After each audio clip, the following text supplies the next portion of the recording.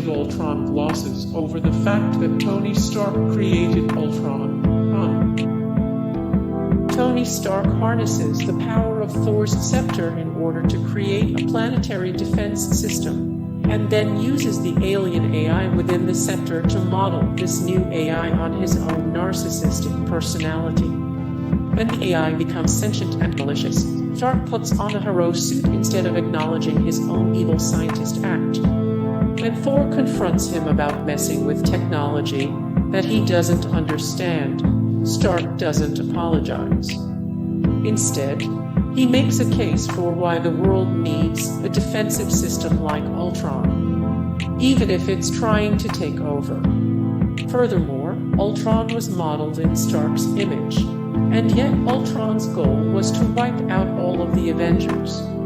What does that say about Stark's potential ulterior motives? An innocent man is accidentally slain in Terminator 2. Miles Dyson invented the microprocessor that eventually turned into Skynet, so naturally, Sarah Connor believes the only way she can prevent Judgment Day from happening is by ending his life in front of his wife and child. Sarah realizes that Dyson is innocent, knowing nothing of what evil could come from his invention, and convinces him to help them destroy the technology inside of Cyberdyne instead. Sadly, Dyson detonates an incendiary device in the Cyberdyne laboratory after being fatally wounded by SWAT.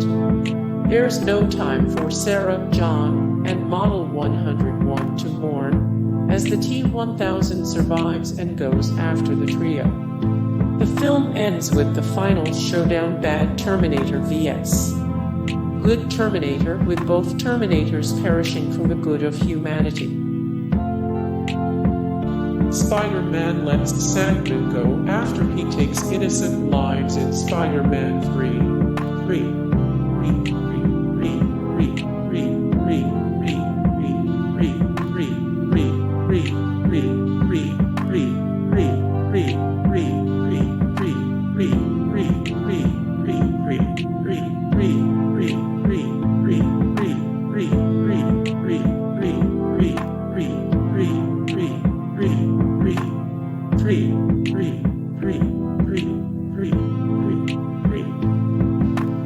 Peter Parker doesn't make many logical decisions in Sam Raimi's Spider-Man 3, as marked by the infamous Emo Peter dance scene. The only thing worse than Peter's hair, however, is his decision to take pity on the film's biggest villain. After Spider-Man successfully defeats Venom, Sandman, aka Flint Marko, decides to tell Peter what really happened on the night of Uncle Ben's passing. He claims that he shot Uncle Ben by accident, and that the only thing he has left is his love for his daughter Penny. Peter decides to forgive him, and Marko simply dissolves into sand and blows away. That's it. Marko's apology somehow completely erases the fact that Sandman spent the majority of the film taking innocent lives and absolves him of all wrongdoing. Frodo neglects to destroy the ring in The Return of the King. It's the plot twist to end all plot twists. Frodo spends 3 films battling orcs and fighting for his life, all with the purpose of destroying the One Ring. The very ring whose power is to blame for the evil and disarray that has taken over the kingdoms, and at the very last second decides to keep it for himself. The ring is only destroyed by accident after Frodo and Gollum fight over it. Once it's gone, peace is restored, and no one even acknowledges Frodo's failure or the fact that he almost let the world burn because of his weakness. Bender harasses Claire throughout the Breakfast Club. Molly Ringwald explained it best in her personal op-ed for The New Yorker. When Bender is not sexualizing Claire, he takes out his rage on her with vicious contempt, calling her pathetic, mocking her as Queenie. It's rejection that inspires his vitriol. Claire acts dismissively toward him, and in a pivotal scene near the end, "Just bury your head in the sand and wait for your F***seek in prom," Bender yells. He never apologizes for any of it, but nevertheless, he gets the girl in the end. The audience is supposed to believe that Bender and Claire would be perfect together in the Breakfast Club, because even though they are from opposite sides of the social spectrum, detention brought out the best in both of them. What the film neglects to include in Bender's redemption arc, however, is an apology for harassing Claire. Peter Pan glosses over the fact that Tinker Bell nearly kills Wendy.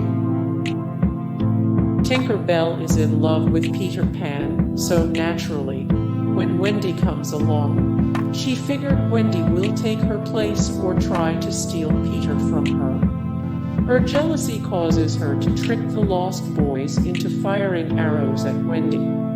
Luckily, Wendy survives, and all of this is forgotten when Tinker Bell saves Peter's life by drinking the cup full of poison before he can get to it. He has everyone band together to revive her, and she never truly faces the consequences of her actions. The bride slays Vernita Green in front of her child in Kill Bill. Kill Bill, Vol. 1 begins with Beatrix Kiddo, aka the bride, lying wounded in a wedding dress and quickly fast-forwards to her first act of revenge. The bride shows up at the home of Vernita Green, aka Copperhead, one of the assassins involved in the wedding massacre. The bride informs Copperhead that the only way she can make peace is to slay her, and does so with Vernita's young daughter Nikki in the next room. Instead of comforting the traumatized child, who just witnessed her mother being slain, the bride tells her that her mother had it coming and that if she wants to avenge her, the bride will be waiting. The bride goes on to hunt down the other assassins who ruined her life, and doesn't give Vernita or her daughter a second thought. Return of the Jedi glosses over Anakin slaying the Younglings. It's arguably one of the darkest moments in the entire Star Wars franchise.